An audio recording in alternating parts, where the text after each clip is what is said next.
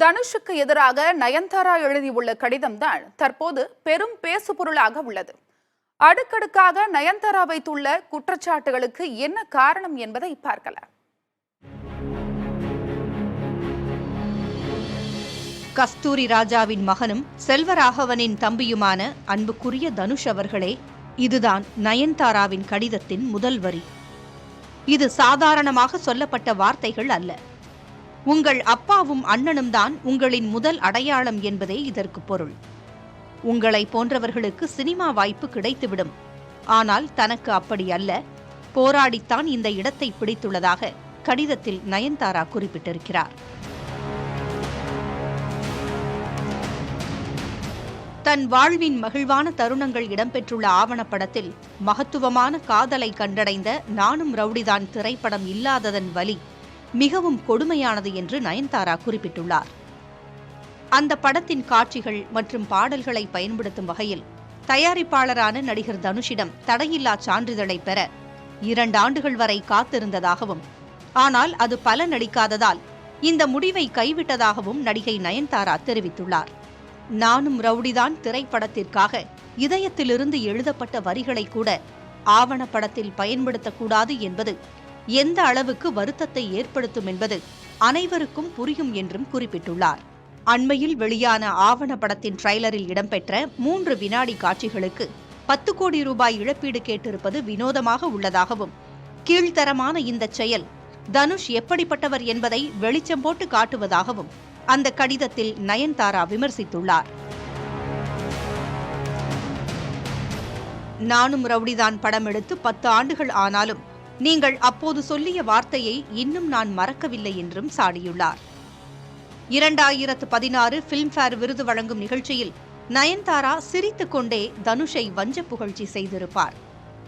நானும் ரவுடிதான் படத்திற்காக விருது பெற்ற நயன்தாரா தனுஷுக்கு தனது நடிப்பு பிடிக்கவில்லை என்றும், என்னை மன்னித்து விடுங்கள் தனுஷ் என்றும் குறிப்பிட்டிருப்பார். இசை வெளியீட்டு நிகழ்ச்சியில் மட்டும் முகமூடி அணிந்து கொண்டு தனுஷ் பேசுவதாகவும் நயன்தாரா கடுமையாக சாடினார். நீங்கள் ஏதேனும் கதையை புனைந்து பஞ்ச் வரிகளுடன் அடுத்த இசை வெளியீட்டு விழாவில் பேசலாம், ஆனால் கடவுள் அனைத்தையும் பார்த்து கொண்டிருக்கிறார் என்றும் குறிப்பிட்டுள்ளார். இதுவரை தனுஷ் குறித்த சர்ச்சைகள் அவ்வப்போது வந்து செல்லும். ஆனால் அவை வந்த வேகத்தில் கடந்து செல்லப்படும் ஒன்றாக இருக்கும். ஆனால் நயன்தாராவின் இந்த குற்றச்சாட்டுகள் சினிமா உலகில் பெரும் புயலை கிளப்பியுள்ளது.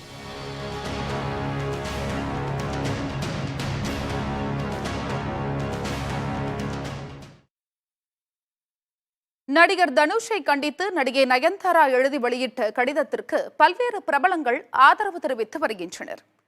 நானும் ரவுடிதான் திரைப்படத்தின் புகைப்படங்களை கூட பயன்படுத்த அனுமதி மறுக்கப்பட்டதால் நடிகர் தனுஷின் செயலுக்கு கடும் கண்டனம் தெரிவித்து நடிகை நயன்தாரா கடிதம் எழுதியுள்ளார்.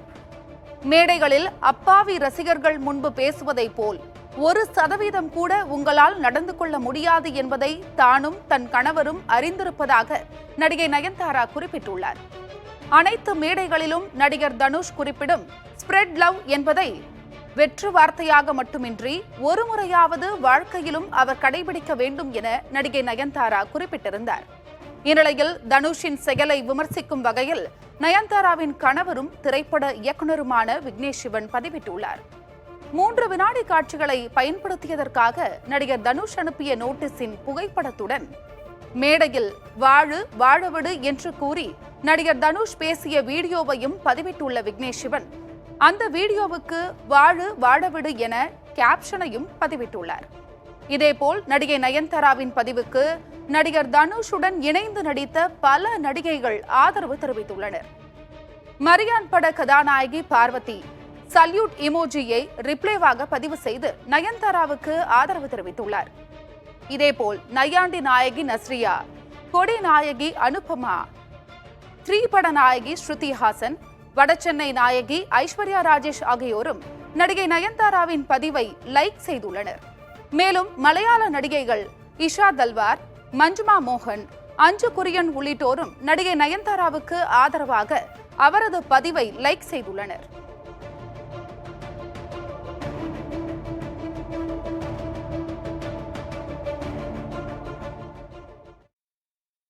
நயன்தாராவின் ஆவணப்படத்தில் நானும் ரவுடிதான் படத்தின் காட்சிகளை பயன்படுத்த குறுக்கு வழியில் விக்னேஷ் சிவன் முயற்சித்ததாக பத்திரிகையாளர் பிஸ்மி குற்றம் சாட்டியுள்ளார். புதிய தலைமுறைக்கு அவர் அளித்த பிரத்யேக பேட்டியில் நானும் ரவுடிதான் படம் தனுஷுக்கு நஷ்டத்தை ஏற்படுத்தியதாக தெரிவித்துள்ளார். விக்னேஷ் சிவனுக்கும் நயன்தாராவுக்கும் லவ் ஏற்பட்டு இவர் என்ன பண்றாருன்னா இந்த படத்தை எடுக்கிற தாட்லேருந்து மாறி நயன்தாராவை இம்ப்ரெஸ் பண்ணுறதுக்காக நிறைய வேலைகள் பார்க்க ஆரம்பிச்சிட்டாரு. அது என்னாச்சு அப்படின்னா கிட்டத்தட்ட 30 நாள் ரீஷூட் பண்ணுற அளவுக்கு வந்து ஷூட்டிங் வந்து எக்ஸ்டெண்ட் ஆகிடுச்சு. இன்னொரு பக்கம் 4 கோடி பட்ஜெட்டு 17.5 கோடி ஆகிடுச்சு. நீங்கள் யோசிச்சு பாருங்கள், அன்றைக்கு விஜய் சேதுபதிக்கு இருந்த மார்க்கெட்டுக்கு 17.5 கோடி ஃபஸ்ட் காப்பி ப்ளஸ் வட்டியெல்லாம் சேர்த்து 25 கோடி ரூபா. அந்த ப்ரொடியூசர் என்ன பண்ணுவார்? உண்மையில் தனுஷுக்கு வந்து மிகப்பெரிய நஷ்டம். ஆனால் படம் வெளியாகி நல்லா இருந்துச்சு, வெற்றி படமானதுங்கிறது வேற விஷயம். ஆனால் பார்த்தீங்கன்னா இந்த ஆப்ரேஷன் சக்ஸஸ் பேஷண்ட் அவுட்டு கதை தான்.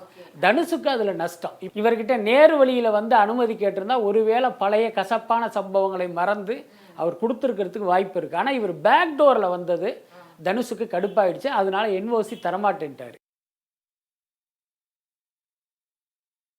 நடிகர் தனுஷ் மீது நடிகை நயன்தாரா குற்றம் சாட்டியுள்ள நிலையில் தயாரிப்பாளர், இயக்குனர் மற்றும் இசையமைப்பாளர் எஸ் குமரன் நயன்தாரா மற்றும் விக்னேஷ் சிவனை கடுமையாக விமர்சித்துள்ளார்.